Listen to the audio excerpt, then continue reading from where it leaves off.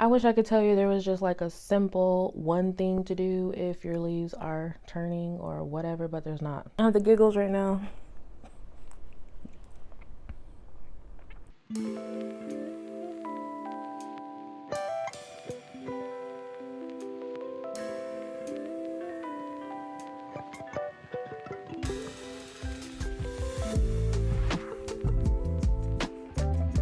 Mulligan. Mulligan is my Monstera Deliciosa. He was one of my biggest Deliciosas. I purchased him in 2020 when he was just a little baby.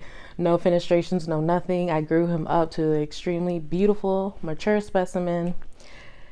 But lately, he was just declining. I know there were times where I did let him have a drought. I mean, majority of my plants, I do let them dry out in between waterings. However, life be life and y'all. And sometimes I just don't get to my plants. I mean, that's just reality.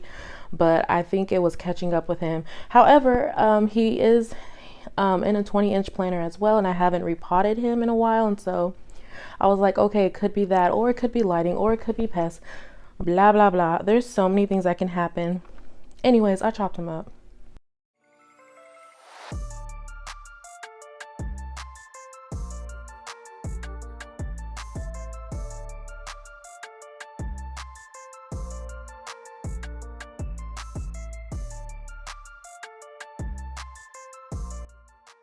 What a sad, sad day, but it's okay.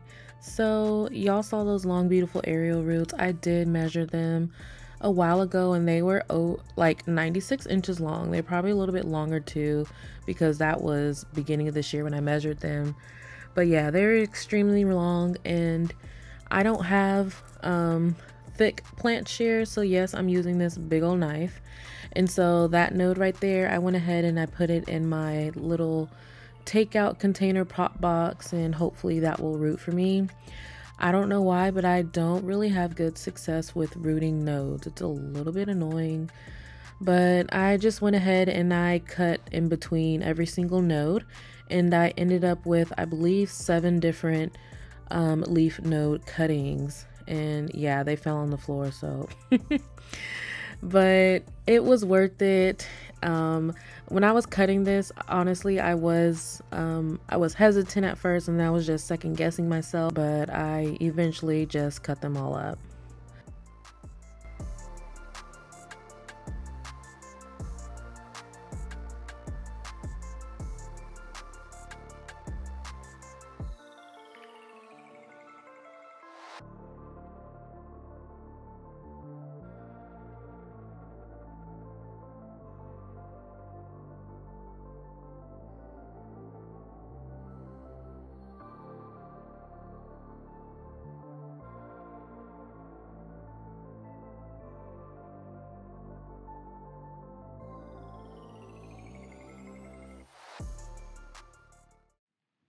And here is a little bit later, and as you can see, this is the remaining of Mulligan. So the part that I cut off was his top part, his top half, and this is Vivo, which was over here, but then I put Lin-Manuel there, excuse me, too many names, and then Alexander, Mulligan, Vivo. So Vivo's gonna live there for now until, I don't know, till he outgrows the area, I guess. And so, okay, there's so many different reasons why he was doing this, but I just went ahead and I removed this, and as you can see, the bottom of it actually had started to rot too. And so I was expecting to see a lot of rotted roots when I took him out, but to my surprise, there wasn't. There was very minimal rotting. But he is root bound. He's not root bound to the point where it's like, oh my goodness, but I mean, look at him. He is root bound. And I was like real frustrated. I did this before work because I wanted to get it over with. I didn't think he was root bound, which looking back on it, I'm like, duh, because he has been in that same pot for over 2 years, probably 3 years. And yeah, I didn't have a bigger pot, so as you'll see, I just loosed up some of his roots and removed most, well, not most of it, but removed some of the old soil. And then I filled the bottom of the same pot with some fresh soil and the top with some fresh soil as well. And I went ahead and put in more holes too so he can drain better. And I'll probably upsize him in a couple of months. Like, he'll be fine for now, but at least I know now that he's been root bound.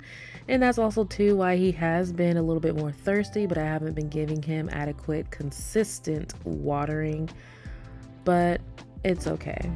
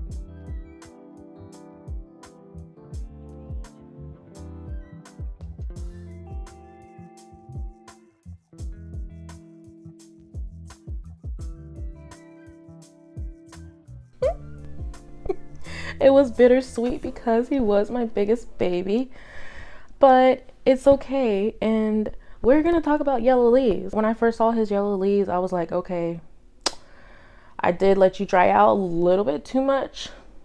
So let me go ahead, keep you more on a consistent watering schedule, but it's okay. There's so many different causes of yellow leaves. So I do have other Monstera Deliciosas. I may or may not have like over 9, but it's okay. I love them. They're so beautiful. And my cultivation corner friend plant fluenced me to buy a full big Monstera Deliciosa, which he's over there living his best life. And his name is, oh my gosh, that's Washington. Oh, his name is Lin-Manuel. And then I have Vivo. Vivo I also purchased in 2020, and he is my second largest Monstera Deliciosa, right next under Mulligan. And then I have Washington. He is a IKEA find that I got last summer, 2023. And then I have Moana. She was a cutting from Mulligan. And then I also have this one, No Name, which is also a cutting from Mulligan. So Mulligan was also too where I've did a lot of cuttings from him. I have several friends and families who have little baby Mulligans from him too. Like, I cut him up a lot. He's the plant that keeps on giving. But yeah, those are little babies from him. And then I have this one down here. This one is Golden. She lives downstairs. And I have this baby Monstera.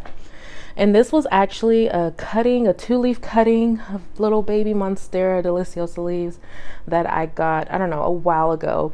An acquaintance of mine gave it to me, and its aerial roots are getting real longer. Its leaves are starting to get bigger, and so I can't wait until that starts to fenestrate.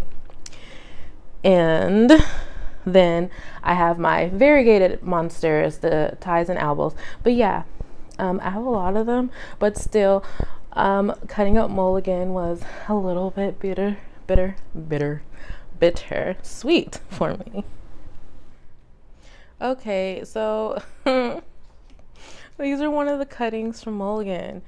And so this is basically like what his leaves were doing. It first started off like barely at the edges, and then it just started getting bigger and bigger, and yeah, just cut them up.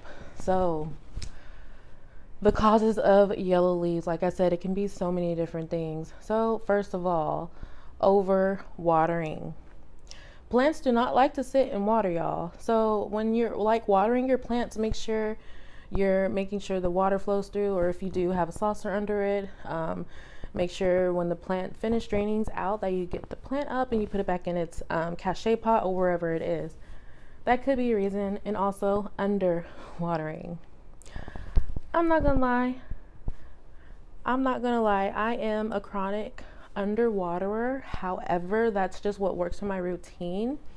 And I mean, obviously it's working because I have over 100 plants and they're still alive and healthy. But there's a difference between underwatering and a complete drought. It just depends on your plant. It depends on your home's humidity. And also, like, I'm in Texas. It's like 1,000 degrees outside and I have the AC blasting. And I know my babies are like, yo, what's up? But it's okay because I'm not going to be hot in my home. And so, like, it just depends on all of those. And another cause for the yellow leaves could be lighting. So behind me is Vivo. This is where Mulligan lived up until 2 weeks ago when I had to chop him up. So this right here on my left is a north facing window. And so this one is a never eat soggy worms. Okay, this one's a west facing window. So it received indirect light from the north facing window and then full light from the east facing window.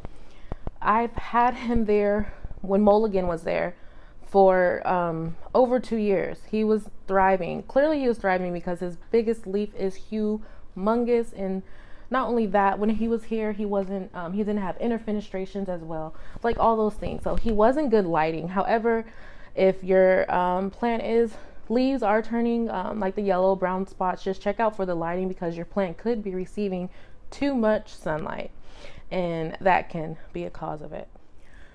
Oh, it's recording. Yeah. Stop it, Janae. Okay, another